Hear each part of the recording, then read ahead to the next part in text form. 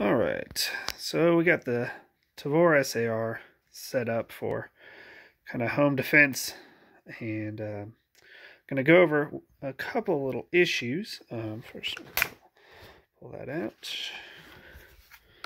Make sure we're empty. Yes, we are. Okay, so we have meprolight M21, and anybody that's done any reviews or has used one of these can tell you that reticle washout is a concern. It's just fact of life. There's too many different lighting situations to have fiber optic and tritium work all the time. So there are companies like m21 made this little clicky guy here that will light up your reticle. Let's see if we can't catch it on there. You can see it. A little blurry, but you get the point. That's what it looks like normally. Turn this guy on, lights it up. You can crank it pretty bright. So that's a good way to fix the washout issue. Another way to fix the washout issue is with, let's see here, there it is. This is a polarizing filter. It screws right onto the front of the M21, and you can darken the front end lens of the M21. You can see through the light here, darkens it up. And this little guy, it does a pretty good job of fixing the washout issues. I think that even meprolight would tell you that it's an issue because they make this product specifically to fix the issue. And forgive me trying to do this one-handed, shooting this on a phone like a total loser, but well, we make it work. All right, so let's just try and see what does it look like when you darken it up. So you can lighten it up by turning the ring or darken it up. Light, dark, cool. And the good thing about that is you can see your dot when it's really dark, even if you use a light, which if you've ever tried to use a weapon light with the M21, you'll notice up close the light will bounce off of a wall and wash your reticle out. You can run a polarizer really dark and it's not really an issue, especially if you shoot with both eyes open, but it does darken everything up. It kind of sucks. Don't like it. I like the idea. I don't like the implementation. The actual lens portion of this polarizer is plastic, and it almost has kind of a blurry, grainy sort of look to it. It's extremely hard to get on camera, and I'll try to see if I can't roll in some footage from a proper camera that would demonstrate that, but needless to say, if you get this, know right off the bat that your image quality through the M21 is going to be reduced. It's just going to be blurry.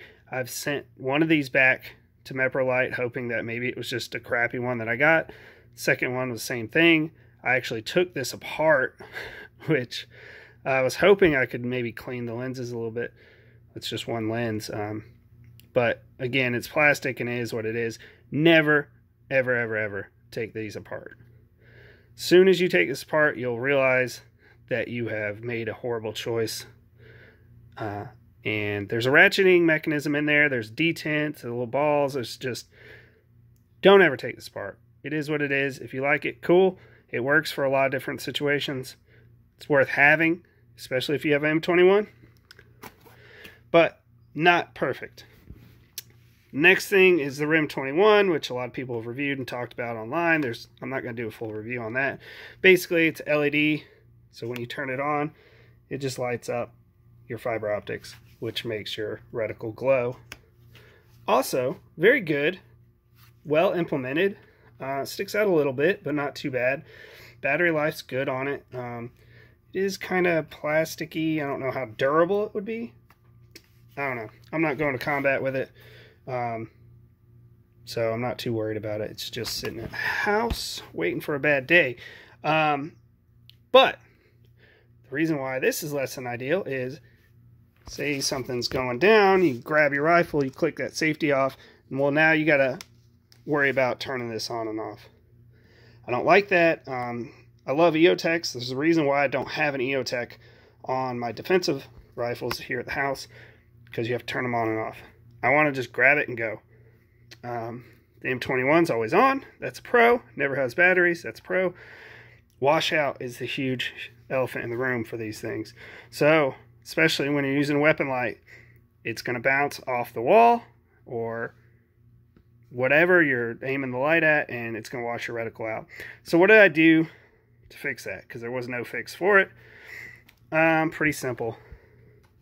Took some copper pipe, bent it around, zip tied it on the gun, and inside the copper pipe is fiber optic filament. So when you turn the weapon light on, it lights up and it sends light straight down to the optic. Boop, boop, boop. Super low tech, but effective.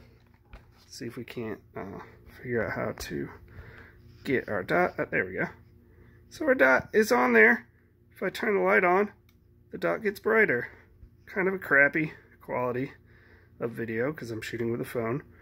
But if you try this without anything, just a regular light in an M21, we'll see if we can't see what that looks like.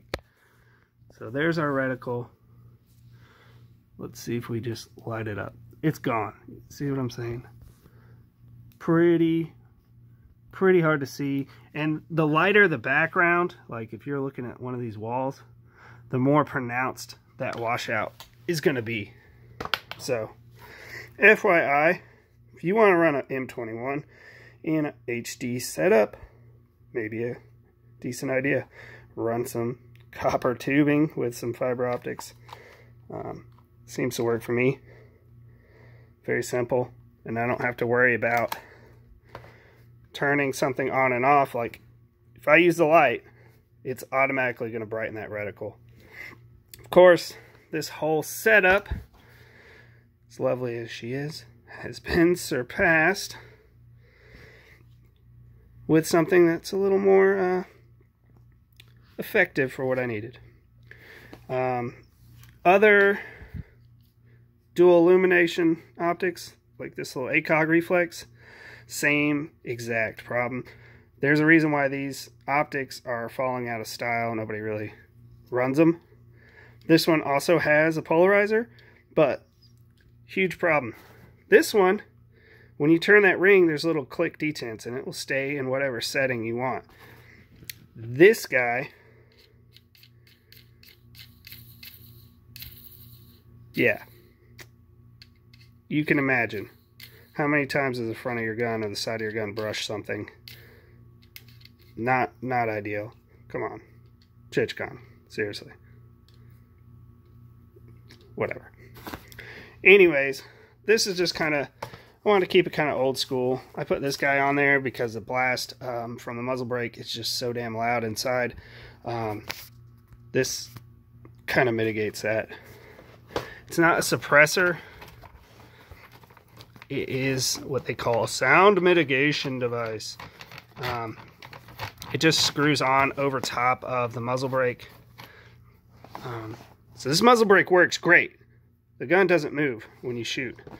But, holy crap, inside, very, very loud. So you just screw this little can over top of it. It's not a suppressor, so there's no paperwork, there's no BS to jump through. You just screw it on there, and it cuts a lot of that blast down on the user end. It sends it forward, basically. It doesn't make it quieter, it just redirects the sound.